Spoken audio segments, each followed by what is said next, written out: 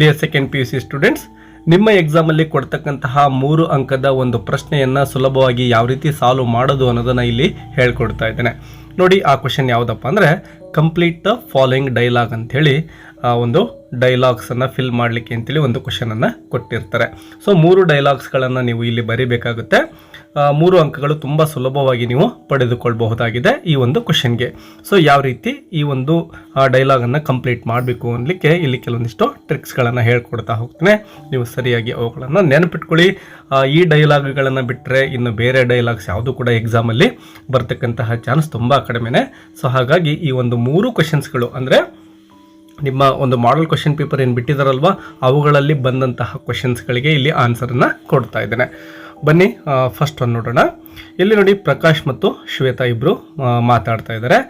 So ಡೈಲಾಗನ್ನು ನಾವು fill ಮಾಡಬೇಕಪ್ಪ ಅಂದರೆ ಎಲ್ಲಿ ಬ್ಲ್ಯಾಂಕ್ ಬಿಟ್ಟಿರ್ತಾರೋ ಅದರ ನೆಕ್ಸ್ಟ್ ಸೆಂಟೆನ್ಸ್ ಮತ್ತು ಅದಕ್ಕಿಂತ ಮೊದಲಿನ ಸೆಂಟೆನ್ಸ್ ಎರಡನ್ನೂ ಕೂಡ ಗಮನಿಸಿ ನಾವು ಫಿಲ್ ಮಾಡಬೇಕಾಗುತ್ತೆ.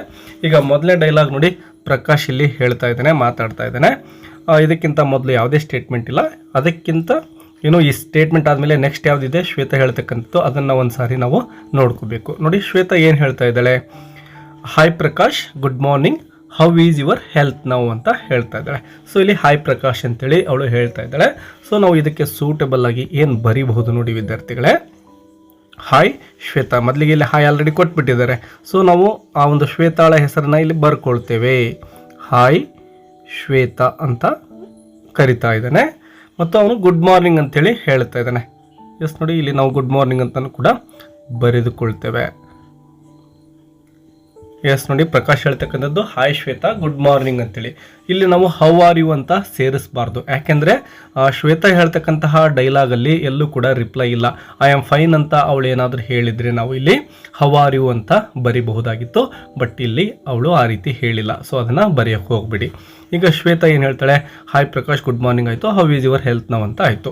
ಸೊ ಪ್ರಕಾಶ್ ಈಗ ರಿಪ್ಲೈ ಕೊಡಬೇಕು. ಯಾವುದಕ್ಕೆ ರಿಪ್ಲೈ ಕೊಡಬೇಕು ಅಂದರೆ ಹೌ ಈಸ್ ಯುವರ್ ಹೆಲ್ತ್, ನಿನ್ನ ಆರೋಗ್ಯ ಹೇಗಿದೆ ಈಗ ಅಂತ ಕೇಳ್ತಾ ಇದ್ದಾಳೆ. ಸೊ ಪ್ರಕಾಶ್ ಏನು ಹೇಳ್ತಾ ಇದ್ದಾನೆ? ಐ ಆಮ್ ಕ್ವೈಟ್ ಓಕೆ ನಾವು, ಈಗ ಪರವಾಗಿಲ್ಲ, ಸ್ವಲ್ಪ ಹುಷಾರಾಗಿದೆ ಅನ್ನೋ ಅರ್ಥದಲ್ಲಿ ಹೇಳ್ತಾ ಇದ್ದಾನೆ. ಮುಂದೆ ನೋಡಿ, ಬ್ರಾಕೆಟ್ ಒಳಗಡೆ ಏನು ಕೊಟ್ಟಿದ್ದಾರೆ? ಎಕ್ಸ್ಪ್ರೆಸಸ್ ಗ್ರ್ಯಾಟಿಟ್ಯೂಡ್ ಅಂತ ಇದೆ. ಅಂದರೆ ಈಗ ಅವಳು ಏನು ಪ್ರಶ್ನೆಯನ್ನು ಕೇಳಿದ್ಲು, ನಿನ್ನ ಆರೋಗ್ಯ ಹೇಗಿದೆ ಅಂಥೇಳಿ, ಸೊ ಕಾಳಜಿಯನ್ನು ತೋರಿಸ್ತಾ ಇದ್ದಾಳೆ. ಸೊ ಅದಕ್ಕೆ ಇವನು ಧನ್ಯವಾದವನ್ನು ಹೇಳಬೇಕಾಗುತ್ತೆ. ಸೊ ಈ ಬ್ಲ್ಯಾಂಕಲ್ಲಿ ಏನು ಬರೀಬೇಕು ಅಂದರೆ ಥ್ಯಾಂಕ್ ಯು ಫಾರ್ ಆಸ್ಕಿಂಗ್ ಅಂತ ಫಿಲ್ ಮಾಡ್ಬೋದು. ಥ್ಯಾಂಕ್ ಯು ಫಾರ್ ಆಸ್ಕಿಂಗ್ ಅಂತ ಫಿಲ್ ಮಾಡಿದರೆ ನಿಮಗೆ ಸುಲಭವಾಗಿ 1 ಅಂಕ ಇಲ್ಲಿ ಸಿಗ್ತಾ ಇದೆ. ಇಲ್ಲಿ ಮೊದಲಿಗೆ ಗ್ರೀಟ್ಸ್ ಅಂತಕ್ಕಂತಹ ಪದ ಇತ್ತು, ಹಾಗಾಗಿ ನಾವು ಗುಡ್ ಮಾರ್ನಿಂಗ್ ಹಾಕಿದ್ದೇವೆ. ಅದನ್ನು ನಿಮ್ಗೆ ಹೇಳೋದನ್ನು ಮರೆತಿದ್ದೇನೆ, ಅದು ನೆನಪಿರಲಿ. ಸೊ ಇಲ್ಲೊಂದು ಅಂಕ ಸಿಗುತ್ತೆ, ಈಗ ಇಲ್ಲೊಂದು ಅಂಕ ಸಿಕ್ತು. ಇನ್ನು ಮುಂದಿನ ಒಂದು ಬ್ಲ್ಯಾಂಕನ್ನು ಫಿಲ್ ಮಾಡೋಕ್ಕಿಂತ ಮೊದಲು ಅದಕ್ಕಿಂತ ಮೇಲಿನ ಸೆಂಟೆನ್ಸ್ ನೋಡ್ಕೊಳ್ಳಿ. Can you give me the notes of yesterday's classes, ನಿನ್ನೆಯ ತರಗತಿಗಳ ನೋಟ್ಸನ್ನು ಕೊಡ್ತೀಯಾ ಅಂಥೇಳಿ ಪ್ರಕಾಶ್ ಶ್ವೇತಾಳನ್ನು ಕೇಳ್ತಾ ಇದ್ದಾನೆ. ಸೊ ಇಲ್ಲಿ ನೋಡಿ, ಬ್ರಾಕೆಟಲ್ಲಿ ಅಗ್ರೀಸ್ ಅಂದರೆ ಶ್ವೇತಾ ಕೊಡಲಿಕ್ಕೆ ಒಪ್ಕೊಳ್ತಾ ಇದ್ದಾಳೆ ತನ್ನ ಒಂದು ನೋಟ್ಸನ್ನು. ಸೊ ನಾವೇನು ಬರಿಬೋದು? Okay, I give my notes, ನಾನು ನನ್ನ ನೋಟ್ಸನ್ನು ಕೊಡ್ತೇನೆ ಅಂತ ಸಿಂಪಲ್ ಆಗಿ ಒಂದು ಸೆಂಟೆನ್ಸನ್ನು ಬರಿಬಹುದು.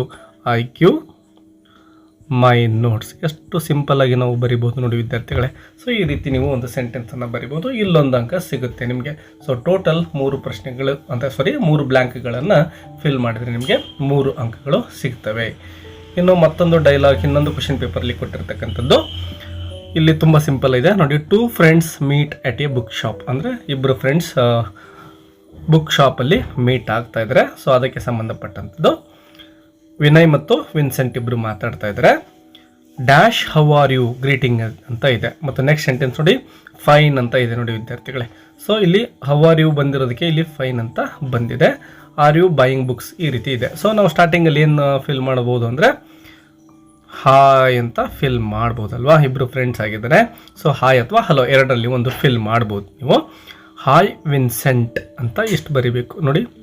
ಹಾಯ್ ವಿನ್ಸೆಂಟ್ ಅಷ್ಟು ಬರೆದ್ರೆ ಸಾಕು, ನಿಮಗೆ ಇಲ್ಲಿ 1 ಅಂಕ ಸಿಕ್ಕೇ ಬಿಡುತ್ತೆ. ಯಾಕೆಂದರೆ ಮುಂದಿನ ಸ್ಟೇಟ್ಮೆಂಟ್ ಇದೆ ನೋಡಿ, ಹೌ ಆರ್ ಯು ಅಂತ ಆಲ್ರೆಡಿ ಅವರು ಕೊಟ್ಬಿಟ್ಟಿದ್ದಾರೆ.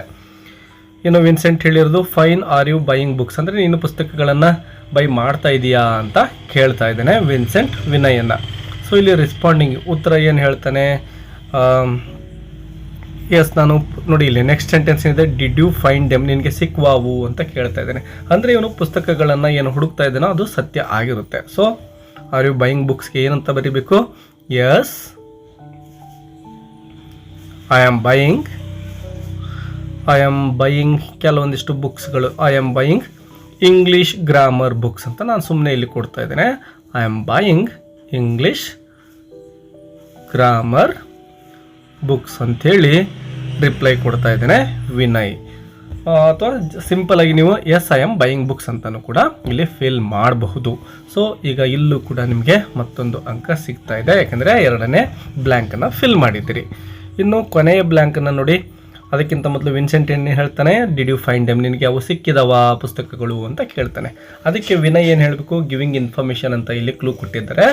ಸೊ ಎಸ್ ಐ ನೋಡಿ ಏನಂತ ಹೇಳ್ಬೋದು ನಾನು, ಎಸ್ ಪುಸ್ತಕಗಳು ನನಗೆ ಸಿಕ್ಕಿದ್ದಾವೆ ಅಂತ ಹೇಳ್ತಾನೆ ಅಂತ ಅಂದ್ಕೊಳ್ಳೋಣ. So yes I found them, yes ನನಗೆ ಸಿಕ್ಕಿದ್ದಾವೆ ಅಂತ ಅವನು ಹೇಳ್ತಾನೆ. ಐ ಫೌಂಡ್ ದೆಮ್ ಅಂತ ನೀವು ಬರಿತಾ ಇದ್ದೀರಿ.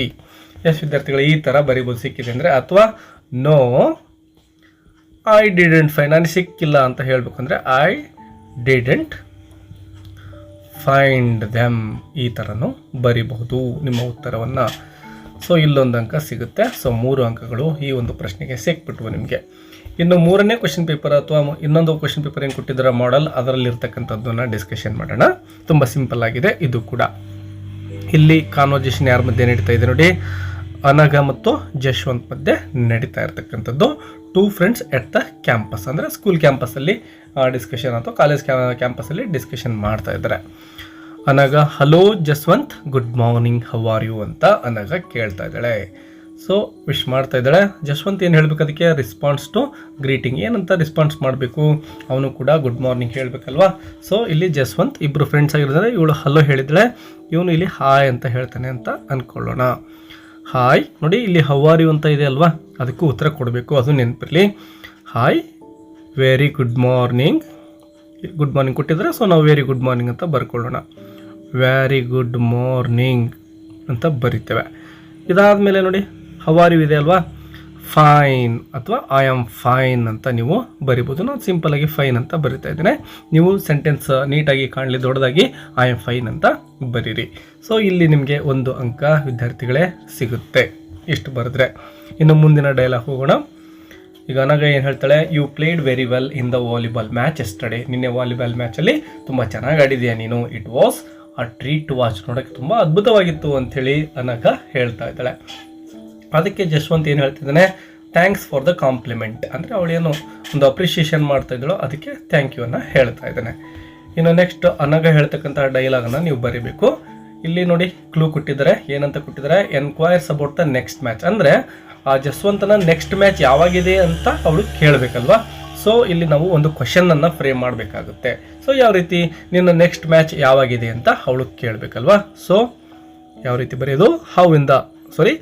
ವೆನ್ ಇಂದ ಸ್ಟಾರ್ಟ್ ಮಾಡಬೇಕು. ಯಾಕೆಂದರೆ ಯಾವಾಗ ಅಂತ ಇದೆ ಅಲ್ವಾ.